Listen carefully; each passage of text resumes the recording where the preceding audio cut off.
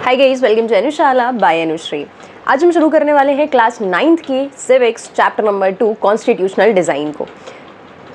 सबसे पहले जो फर्स्ट चैप्टर हमने पढ़ा उसका नाम था what is democracy, Y democracy. तो वहाँ पर हमने समझा कि डेमोक्रेसी होती क्या है और उसकी इंपॉर्टेंस क्या है, why it is considered the best form of government among other forms, right. तो अब हम देखने वाले हैं कि अगर एक डेमोक्रेसी है तो उसके लिए कॉन्स्टिट्यूशन का होना ज़रूरी क्यों है, राइट। क्योंकि अगर डेमोक्रेसी है बट कॉन्स्टिट्यूशन नहीं है तो भी बहुत ज़्यादा चांसेस है कि जो डेमोक्रेटिकली इलेक्टेड गवर्नमेंट है वो अपनी पावर्स का मिसयूज़ कर सकती है because there is nothing to limit them, ठीक है। कॉन्स्टिट्यूशन होता है तो कॉन्स्टिट्यूशन क्या करता है कि उनकी पावर्स पर एक लिमिटेशन लगाता है कि आप क्या कर सकते हैं और क्या नहीं कर सकते, राइट। लोगों की सिटीजन्स के जो राइट्स हैं उनको आप वायलेट नहीं कर सकते, आप ऐसा कोई अधिकार नहीं बना सकते जो सोसाइटी में गलत मैसेज को भेजता हो। तो ये सारी चीज़ें कहाँ लिखी होती है, कॉन्स्टिट्यूशन में लिखी होती हैं, ठीक है। इसका थोड़ा बहुत आइडिया हमने फर्स्ट चैप्टर में देखा था। अब हम पूरा समझते हैं इसको कि कॉन्स्टिट्यूशन किन चीज़ों को याद रख के बनाना चाहिए और इंडिया का कॉन्स्टिट्यूशन स्पेसिफिकली क्या कहता है, राइट। तो चलो बिना देर किए शुरू करते हैं चैप्टर नंबर 2। अब तक अगर आपने अनुशाला को सब्सक्राइब नहीं किया है तो ज़रूर से कर ले, क्योंकि यहाँ पर मैं कोशिश करती हूँ कि आपको टू द पॉइंट इन्फॉर्मेशन दी जाए, बहुत अननेसेसरी चैप्टर को खींचा ना जाए, और साथ में एनसीईआरटी से ही प्रॉपर नोट मेकिंग कैसी होती है ये आपको मेरे नोट्स के थ्रू समझ में आ सकता है, ठीक है। तो सब्सक्राइब कर लें अगर अभी तक नहीं किया है। चलो कॉन्स्टिट्यूशनल डिज़ाइन, ओहो या सबसे पहले समझते हैं कॉन्स्टिट्यूशन होता क्या है। It is supreme law of the land. ये एनसीईआरटी में नहीं गिवन है, ठीक है, ये मैंने ऐड किया है, वरना आप बोलोगे कि मैडम ये तो एनसीईआरटी में नहीं। चलो, supreme law of the land, किसी भी लैंड, यानी यहाँ पर बात हो रही है किसी भी टेरिटरी की। अब बेसिकली जब हम कॉन्स्टिट्यूशन की बात करते हैं, गवर्नमेंट की बात करते हैं, तो we are talking about a particular country. तो किसी भी कंट्री का जो सुप्रीम लॉ होता है कि ये लॉ सबसे ऊपर है, इसके आगे कोई भी दूसरा लॉ नहीं आता, उसको कहा जाता है constitution, right. Certain basic rules that the citizens and the government have to follow, both citizens as well as the government। ऐसा नहीं है कि कॉन्स्टिट्यूशन सिर्फ गवर्नमेंट की पावर्स को लिमिट करता है, कॉन्स्टिट्यूशन सिटीजन्स के लिए भी एक तरीके से राइट्स देने का काम कर रहा है ना, उनको डिग्निटी प्रोवाइड कर रहा है, वो क्या कर सकते हैं और क्या नहीं कर सकते ये बताता है, और साथ में सिटीजन्स की ड्यूटी बताता है ना। ऐसा नहीं है कि गवर्नमेंट गलत काम करने से रुकेगी कॉन्स्टिट्यूशन के कारण, सिटीजन भी गलत काम करने से रोकेगा कॉन्स्टिट्यूशन के कारण, ठीक है। So basic rules that the citizens as well as the government have to follow. Design का मतलब क्या होता है, स्ट्रक्चर या फिर फ्रेमवर्क। कोई भी जैसे अगर आपको अपने रूम का इंटीरियर कराना है तो व्हाट विल यू डू, सीधा काम थोड़ी ना चालू कर दोगे, आप पहले एक डिज़ाइन क्रिएट करोगे, एक स्ट्रक्चर क्रिएट करोगे कि आप क्या क्या चीज़ें उसके अंदर चाहते हो, है ना। तो ऐसे ही कॉन्स्टिट्यूशन ऐसे हवा में नहीं बन गया कि चलो कुछ कुछ सोचा और लिख दिया। कॉन्स्टिट्यूशन को प्रॉपर एक फ्रेमवर्क के थ्रू कंस्ट्रक्ट किया गया है, ठीक है।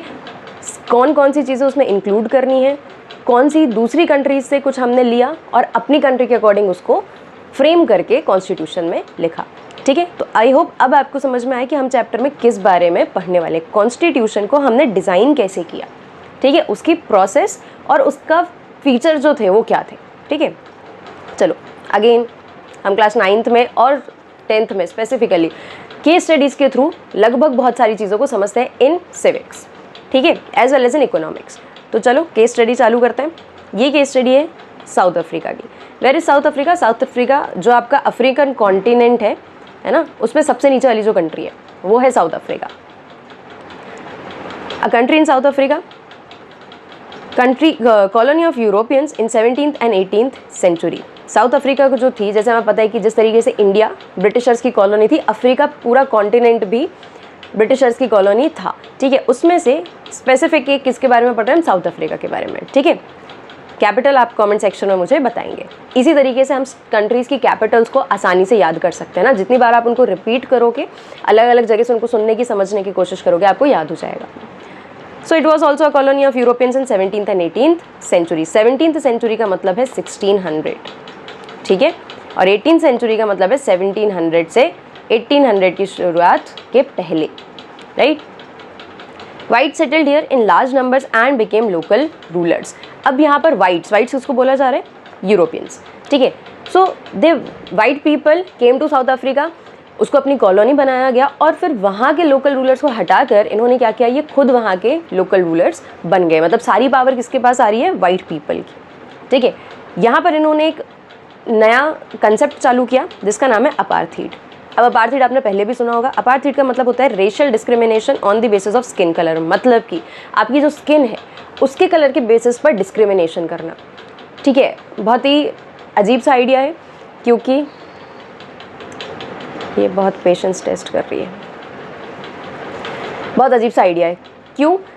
क्योंकि ये जो आपका स्किन कलर है ये आपके हाथ में नहीं है। ठीक है, मतलब इसको आप अपनी मर्जी से सिलेक्ट तो नहीं कर रहे। ठीक है, और ये क्यों होता है? जैसे यूरोपियंस हैं एकदम वाइट स्किन, एकदम फेयर होते हैं, अफ्रीकन्स डार्क स्किन होते हैं, इंडियंस जो होते हैं वो कलर्ड रेस कहा गया उनको यहाँ पर, मतलब कि वीटिश कलर है हमारा, ना हम बहुत ज़्यादा फेयर है ना हम बहुत ज़्यादा डार्क हैं, हम बीच में कहीं पर लाई कर रहे हैं। राइट, तो ये क्यों हो रहा है ये समझना ज़रूरी है। It happens because of melanin. ठीक है, एक छोटा सा कंसेप्ट समझने का है कि मेलेनिन आपकी जो स्किन होती है उसमें एक मतलब आपकी बॉडी के अंदर एक ऐसा केमिकल होता है, मैं बहुत वेगली समझाने की कोशिश कर रही हूँ आपको। ये केमिकल क्या करता है? ये हमें सन की हार्मफुल रेस से बचाने के लिए हमारे स्किन कलर को डार्क या लाइट करता है।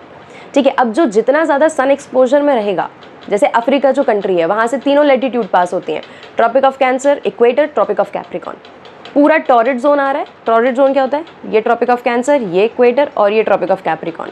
ये पूरा जो हिस्सा है this is known as torrid zone. अब अफ्रीका यहाँ पर लाई करता है, तो ऑब्वियस सी बात है कि यहाँ के लोगों को सन एक्सपोजर बहुत ज़्यादा मिलेगा। ठीक है, और इस बहुत ज़्यादा सन एक्सपोजर के कारण क्या होगा कि उनकी जो स्किन में मेलेनिन है वो डार्क हो जाएगा, ताकि सन से या उसकी रेस से होने वाले जो डिजीज़ेज़ हैं, ठीक है, या कैंसर टाइप के जो डिसीज़ हैं उनसे बचाया जा सके। अब नॉर्थ में जैसे हम यूरोपियंस की अगर बात करें तो वो इतने फेयर स्किन क्यों है? क्योंकि उनके स्किन में मेलेनिन जो है वो उसको लाइट रखता है, क्योंकि वहाँ पर उनको ज़रूरत नहीं है। ठीक है, सन जो है वहाँ पर उसकी डायरेक्ट हीट नहीं पड़ती, डायरेक्ट सनलाइट नहीं पड़ती नॉर्दर्न लैटिट्यूड्स में। दैट इज़ वाई उनकी जो स्किन है वो एकदम फेयर होती है, एकदम वाइट होती है। और इंडियंस क्योंकि ट्रॉपिक ऑफ कैंसर पे लाई कर रहे हैं तो ना बहुत ज़्यादा फेयर ना बहुत ज़्यादा डार्क। ठीक है, तो ये सिंपल सा एक ज्योग्राफी के बेसिस पर एक कंसेप्ट होता है जो आपका स्किन कलर है। ठीक है, हाँ, स्किन कलर जेनेटिक्स पर भी बेस करता है, तो ये भी ध्यान में आप रखें। ठीक है, so racial discrimination on the basis of skin colour. American Europeans ने एक काम चालू किया कि काम करते हैं, क्योंकि अफ्रीकन्स जो है वो डार्क स्किन है तो इनको इन्फीरियर बनाएंगे, और क्योंकि हम फेयर स्किन है, हम उनसे ज़्यादा अच्छे दिख पा रहे हैं, तो हम सुपीरियर। ठीक है, because we are white skin so we are superior, and Africans are dark skin so they are inferior. ठीक है, तो ये इन्फीरियर और सुपीरियर वाला जो कंसेप्ट आया इसके कारण चालू हो गया वहाँ पर अपार्थीड। ठीक है, अब सारी चीज़ें किस पर बेस कर रही थी कि आपका स्किन कलर क्या है, आप किस पर्टिकुलर एरिया में रह सकते हो। वाइट्स के लिए अलग था, ब्लैक्स के लिए अलग था, ट्रेन्स, बसेस या आपके जो बाकी पब्लिक प्लेसेस होती हैं, इन सब में एरियाज़ बने हुए थे कि ये वाइट एरियाज़ मतलब हैं, यहाँ पर सिर्फ वाइट पीपल जा सकते हैं, और ये ब्लैक एरियाज़ हैं, यहाँ पर ब्लैक पीपल जा सकते हैं। ठीक है, अगर कोई व्यक्ति जो कि एक ब्लैक है उसको किसी वाइट एरिया में जाकर काम करना है, ठीक है, कोई भी काम हो सकता है, वाइट कॉलोनी में अगर जाके काम करना है तो उसके पास होना चाहिए परमिट। लेकिन आप ये बात मत भूलें कि ये सारी चीज़ें कहाँ पर हो रही हैं? साउथ अफ्रीका में। मतलब बाहर से कोई व्यक्ति आकर आपके घर में आपको इन्फीरियर बता रहा है और आपके ही घर में आपको रेस्ट्रिक्ट कर रहा है कि तुम इस एरिया में नहीं आ सकते क्योंकि यहाँ हम रहते हैं और तुम इन्फीरियर हो। गेटिंग? और किस बेसिस पर? सिर्फ और सिर्फ स्किन कलर के बेसिस पर। So this was the concept of apartheid, right? Why do we have different skin colour? ठीक है, ये मैंने आपको अभी समझा दिया कि अलग अलग स्किन कलर क्यों होते हैं, बिकॉज ऑफ मेलेनिन।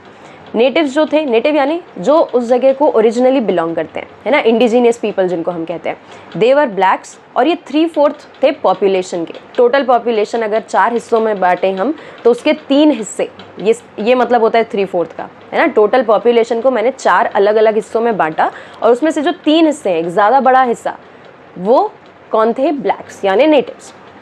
यूरोपियंस जो वाइट्स थे, और मिक्स्ड रेसेस या फिर कलर्ड पीपल कहा गया हमको, उसमें कौन थे? ज़्यादातर लोग जो काम के लिए या किसी दूसरी वजह से इंडिया से वहाँ माइग्रेट करें। ठीक है, तो हमको कह दिया मिक्स्ड रेसेस या फिर कलर्ड। ओके, सो आगे हम ये नहीं पढ़ेंगे कि किसको क्या बोल रहे थे, हम सिर्फ इतना पढ़ेंगे कि ब्लैक्स कौन थे, वाइट्स कौन थे और कलर्ड पीपल कौन थे। Fine. Whites treated as inferior, sorry, white treated others as inferior. Whites जो थे ये बाकी लोगों को कैसा ट्रीट कर रहे थे? इन्फीरियर। अब यहाँ पर बाकी लोगों में कौन कौन आ गया? Blacks as well as coloured races.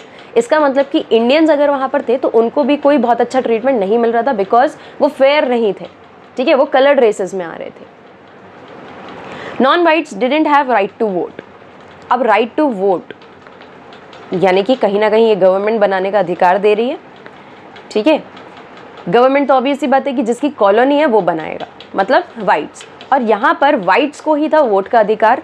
Non whites means blacks as well as coloured races, इनके पास राइट टू वोट नहीं था। Apartheid particularly oppressive for blacks, forbidden in white areas. Particularly यानी ज़्यादा ऑपरेसिव किसके लिए था? ब्लैक्स के लिए। कलर्ड रेसेस को थोड़े थोड़े रिलैक्सेशंस हम कहें थे, ठीक है, लेकिन उतने नहीं थे, जैसे राइट टू वोट भी नहीं था। बट पर्टिकुलरली ब्लैक्स को लेकर उन लोग बहुत ज़्यादा इन्फीरियर जो मानते थे वाइट्स, है ना। और वाइट एरियाज़ में किसका आना मना था? फॉरबिडन यानी मना होना, प्रोहिबिट होना ब्लैक्स का। ब्लैक्स वाइट एरियाज़ में, वाइट कॉलोनीज़ में नहीं जा सकते थे, और अगर काम करने जाते हैं तो they should have a permit. Segregation, segregation का मतलब क्या होता है? डिवाइड करना, ठीक है, अलग अलग करना। Trains, buses, hotels etcetera separated for blacks and whites. Not allowed in white churches, even in churches, church भी अलग अलग थे कि भाई वाइट लोगों के चर्च अलग होने चाहिए, ब्लैक लोगों के चर्च अलग होने चाहिए। Blacks couldn't form associations against this, और किसी भी प्रकार के एसोसिएशन को फॉर्म करना या पॉलिटिकल पार्टीज जैसा बनाने का सोचना भी क्या था? इलीगल था, राइट। प्रोटेस्ट नहीं कर सकते थे ब्लैक्स कि अगर हमारे साथ गलत हो भी रहा है तो भी आप आवाज़ नहीं उठाओगे, क्योंकि अगर आप आवाज़ उठाते हो तो वो प्रोटेस्ट भी इलीगल कहलाएगा, okay. Since 1950, blacks, colored and Indians fought against apartheid. 1950 से सारे लोग जो ऑप्रेस्ड थे, मतलब ब्लैक्स, इंडियंस और बाकी जो कहीं दूसरी कंट्री से आए थे जिनको कलर्ड कहा गया, वो सारे लोग मिलकर क्या कर रहे थे? प्रोटेस्ट करने की कोशिश कर रहे थे, उसके अगेंस्ट जा रहे थे, ठीक है। अब देखो इलीगल है, लेकिन अब आपके पास कोई ऑप्शन बच ही नहीं रहा है ना, तो एक समय के बाद इंसान जो होता है वो डरना बंद कर देता है कि ज़्यादा से ज़्यादा क्या ही होगा, चलो वैसे भी खोने के लिए कुछ नहीं है। तो यहाँ पर लोगों ने क्या करना चालू कर दिया? प्रोटेस्ट करना चालू कर दिया, लोगों ने अपार्थाइड के अगेंस्ट लड़ना चालू किया, ठीक है। They launch strike and protest. African National Congress बनी, इस पार्टी का नाम याद रख लें, इस चैप्टर में केवल यही एक पार्टी का नाम आएगा, ठीक है। सो अफ्रीकन नेशनल कांग्रेस बनी, was an umbrella organisation led struggle against segregation. Main motive क्या था इसका, अफ्रीकन नेशनल कांग्रेस का, कि ये जो सेग्रीगेशन हो रहा है कि भाई आप सारी चीज़ें ब्लैक्स के लिए और वाइट्स के लिए अलग अलग करते रहो, है ना, तो ये तो क्लियर डिस्क्रिमिनेशन है हमारे साथ कि अब हम सिंपल फैसिलिटीज़ भी यूज़ नहीं कर सकते because of our skin colour, okay. और यहाँ पर अम्ब्रेला ऑर्गेनाइजेशन का मतलब समझ लें, ऑर्गेनाइजेशन मतलब कि एक ग्रुप कहें जो किसी पर्टिकुलर मोटिव के लिए काम कर रहा है, ठीक है। और अम्ब्रेला का मतलब यहाँ पर क्या है? बारिश वाला छाता नहीं, अम्ब्रेला का मतलब है कि एक ऐसा बड़ा ऑर्गेनाइजेशन जो बहुत सारे छोटे ऑर्गेनाइजेशन या छोटे मूवमेंट्स को क्या कर रहा है? सपोर्ट कर रहा है, अपने अंदर लेकर चल रहा है, ठीक है। जैसे अम्ब्रेला होता है उसके अंदर आप छुप जाते हैं ना, बारिश से बच जाते हैं, ऐसे ही अम्ब्रेला ऑर्गेनाइजेशन मतलब जो छोटे छोटे ग्रुप्स को या छोटे छोटे ऑर्गेनाइजेशंस को प्रोटेक्शन दे रहा है, ठीक है, उनके लिए कुछ रेगुलेशंस को बना दे रहा है, उसको आप कहेंगे umbrella organisation. Even some sensitive whites joined ANC.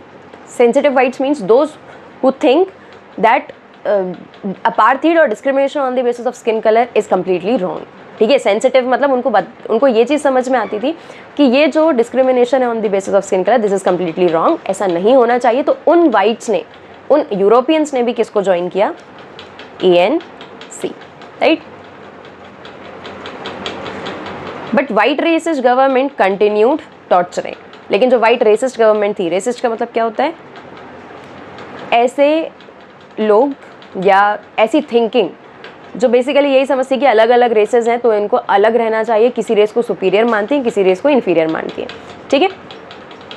Protest increase on war level, white regime change it's policies. और इतना ज़्यादा प्रोटेस्ट और जो लड़ाई थी अगेंस्ट अपार्थाइड इतनी ज़्यादा बढ़ जाती है, वॉर लेवल पर पहुंच जाती है, जिसके कारण क्या होता है कि वाइट गवर्नमेंट जो होती है उसको अपनी पावर्स को या उसने पावर्स को थोड़ा सा कम करती है और पॉलिसीज़ को चेंज करती है ताकि लोग प्रोटेस्ट ना करें, ठीक है। चलो अब हम देखते हैं कि कौन कौन से पॉलिसीज़ को चेंज किया गया, है ना। डिस्क्रिमिनेटरी लॉज वर रिपील्ड, कि हाँ भाई अब इसके बेसिस पर क्या नहीं होगा? डिस्क्रिमिनेशन नहीं होगा। Removed ban from political parties and media. Nelson Mandela walked out of jail after 28 years. अब ये व्यक्ति कौन है? अगर आप एनसीईआरटी पढ़ते हैं तो शुरुआत इनसे ही होती है, हमने नहीं करी क्योंकि हम एक सिस्टमैटिक तरीके से पढ़ना चाह रहे थे। ठीक है, देखो नेल्सन मंडेला जो हैं ये एक लीडर थे साउथ अफ्रीका में who was raising his voice against apartheid. ठीक है, तो इनिशियली जब लोगों को ये समझ में, यूरोपियंस को ये समझ में आता है कि ये नेल्सन मंडेला को अगर हमने जेल के अंदर बंद नहीं किया या अगर हमने इनको रेस्ट्रिक्ट नहीं किया तो इनकी एक्टिविटीज़ बढ़ेंगी, इनके फॉलोअर्स बढ़ेंगे और हमारा जो पावर है वो खतरे में आएगा। तो ये उठाकर नेल्सन मंडेला को डाल देते हैं जेल में।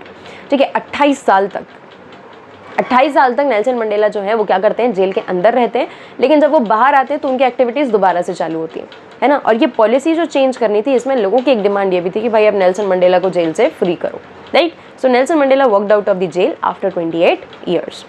1994 अप्रैल में democracy in South Africa finally establish हो जाती है। मतलब कि ये जो वॉर लाइक सिचुएशन क्रिएट हो जाती है अगेंस्ट द वाइट रेजाइम, ये कंप्लीटली इसको ख़त्म किया जाता है। मतलब डेमोक्रेसी बनाने की कोशिश की जाती है कहाँ पर, साउथ अफ्रीका में। वाइट्स जो होते हैं वो फाइनली वहाँ से निकलते हैं। ईयर देखें आप 1994। ठीक है, मतलब कि ये बहुत बाद वाली बात हो रही है यहाँ पर। ठीक है, हम कब आज़ाद हुए, 1947 में। वर्ल्ड वॉर 2 कब ख़त्म हुआ, 1945। उसके बाद भी बहुत सारा समय लग गया किसको, 1994 में।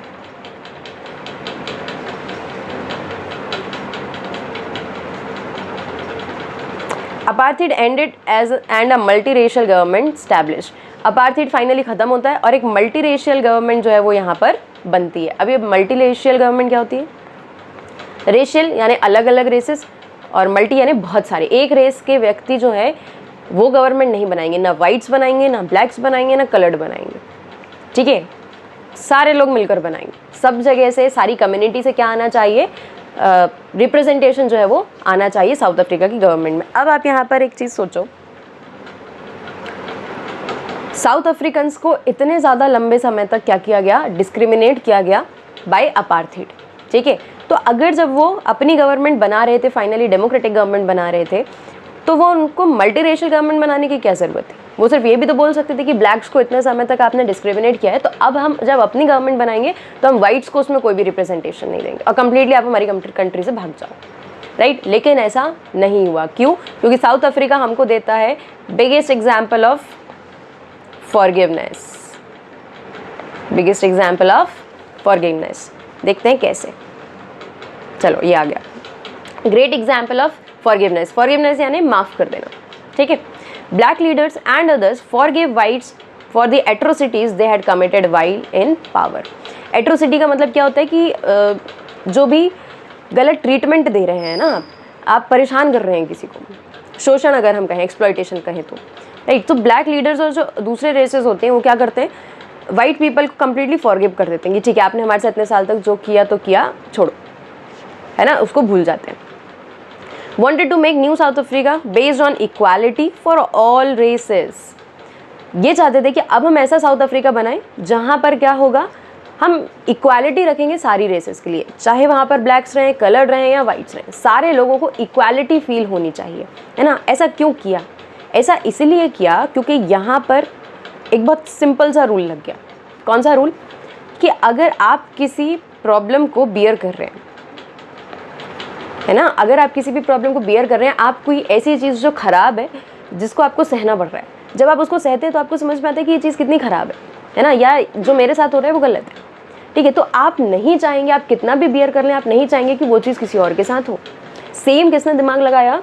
ब्लैक्स ने, कि भाई हमें पता है कि एक्सप्लॉइट होना क्या होता है, हमें पता है कि सिर्फ और सिर्फ एक नेचुरल चीज़ जो कि स्किन कलर है, जिस पे हमारा कोई राइट नहीं है, मतलब जिस पे हमारा कोई से नहीं है, हमसे पूछ के नहीं हमारा स्किन कलर डिसाइड हो रहा है, इस बेसिस पर हमको इतना ज़्यादा डिस्क्रिमिनेट किया गया, इतना ज़्यादा एट्रोसिटीज़ हमारे ऊपर की गई, तो हम नहीं चाहते कि किसी के साथ हो, उस व्यक्ति के साथ भी नहीं जिसने हमारे साथ ऐसा किया है।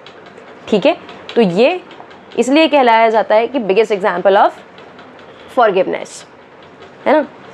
So they wanted South African government based on equality for all races and men and women, including women also.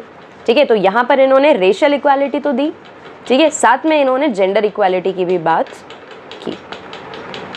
ठीक है, चलो on democratic values, social justice and human rights.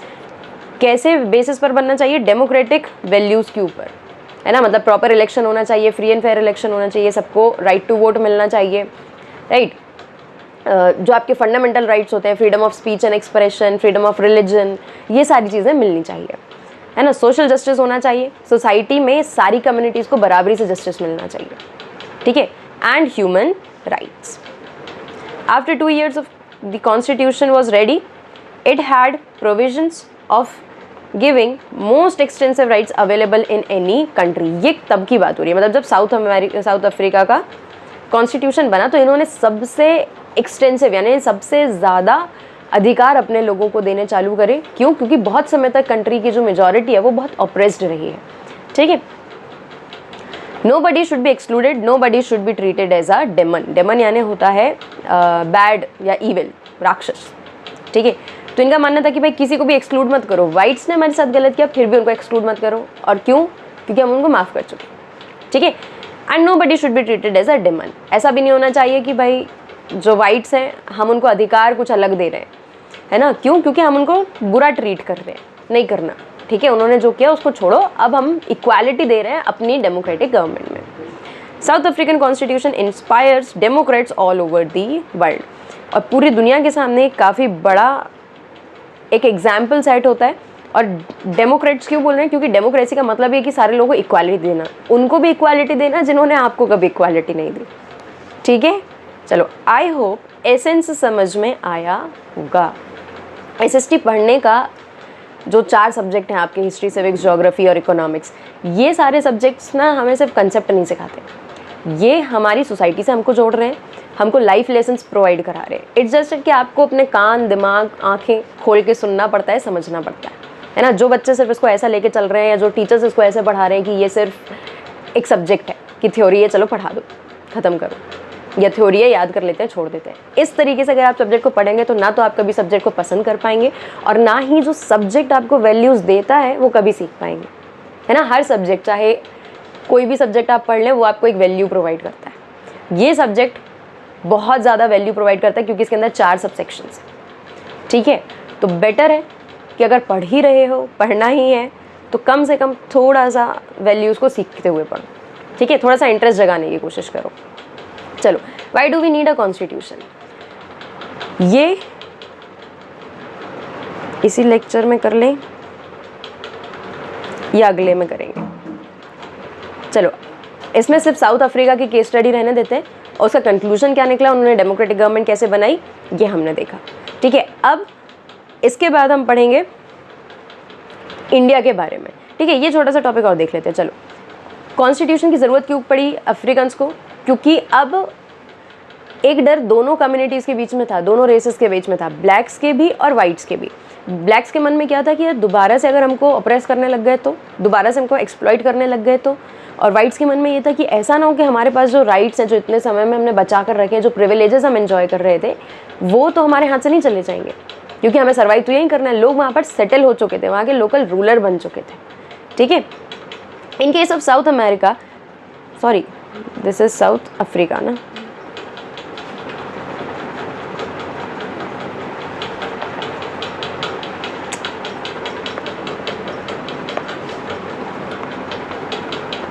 चलो अभी इससे काम चला लो। In case of South Africa, blacks and whites were coming together as equals, but it was not easy for them to trust each other. Again, trust issues तो यहाँ पर होंगे ही सही, ठीक है। कैसे ट्रस्ट इश्यूज? वही कि दोनों के मन में फियर थे कि भाई ठीक है, हमने इनको माफ़ कर दिया, डेमोक्रेटिकली हम एक गवर्नमेंट बनाना चाहते हैं, लेकिन अगर हमारे साथ दोबारा से पहले जैसा ऑपरेशन हुआ तो हम क्या करेंगे, ठीक है। और वाइट्स को ये डर लग रहा था कि भाई हमारे जो इंटरेस्ट हैं, जो हमारे प्रिविलेजेस हैं, वो हमारे हाथ से पूरे ना चले जाएं, या ये ब्लैक्स कभी हमारे ऊपर एक्सप्लॉयटेशन ना करने लग जाए, ठीक है। They wanted to safeguard their interest, इसलिए उन्होंने बना लिया एक कॉन्स्टिट्यूशन कि चलो एक काम करते हैं, कॉन्स्टिट्यूशन बनाते हैं जिसमें दोनों के राइट्स को और दोनों के इंटरेस्ट को सेफगार्ड, यानी दोनों के इंटरेस्ट को बचाने की कोशिश करेंगे ताकि दोनों कम्युनिटीज़ को एग्जिस्ट कर पाएँ पीसफुली। ब्लैक मेजॉरिटी क्या चाहती थी? Wanted to ensure that democratic principle of majority rules was not compromised.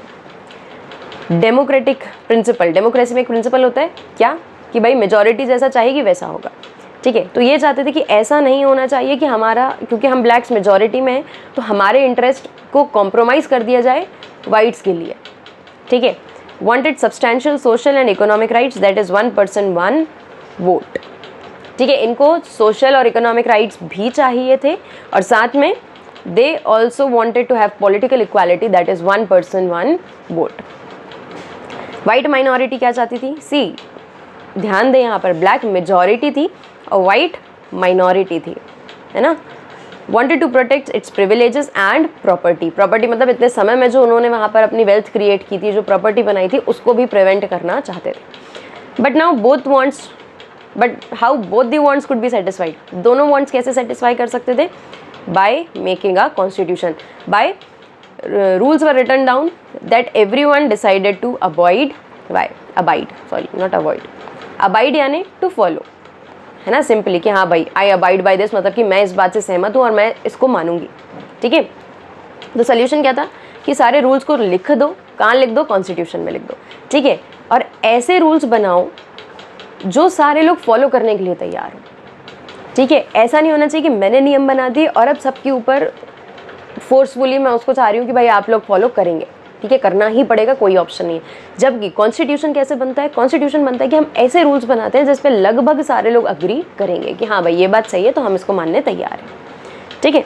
How rulers would be chosen in future, powers and duties of elected government, ठीक है। ये क्या बता रहे हैं? ये हमको वो सारी चीज़ें बता रहे हैं जो आपके कॉन्स्टिट्यूशन में इंक्लूडेड होनी चाहिए, ठीक है। Rights of the citizens, these rules will be supreme and no government will be able to ignore them, यानी कि अगर आप डेमोक्रेटिकली इलेक्ट होकर भी आ गए तो भी आपके पावर्स क्या हैं, आपकी ड्यूटीज़ क्या हैं, ये सारी चीज़ें कॉन्स्टिट्यूशन में लिखी होंगी। और साथ में आपके पास ये अधिकार नहीं है कि आप इन रूल्स को भी चेंज कर दो। अमेंडमेंट कॉन्स्टिट्यूशन में होते हैं लेकिन to a certain extent only, सारा कुछ उठापटक आप कॉन्स्टिट्यूशन में नहीं कर सकते, ठीक है। तो कॉन्स्टिट्यूशन फिर था क्या, ठीक है? A set of written rules that are accepted by all people living together in a country. Accepted, forcefully accept नहीं करा रहे हैं, फोर्सफुली उन पर थोप नहीं रहे हैं, आप मान रहे हो उसको कि हाँ भाई हम मानते हैं कि हमारी कंट्री का कॉन्स्टिट्यूशन है सही, डेमोक्रेटिक वैल्यूज़ पर बना है, इक्वालिटी दे रहा है, अपॉर्चुनिटी दे रहा है ना, फ्रीडम दे रहा है, राइट्स दे रहा है, तो हम इसको एक्सेप्ट करते हैं और हम इसको मानेंगे, है ना, वी विल फॉलो इट।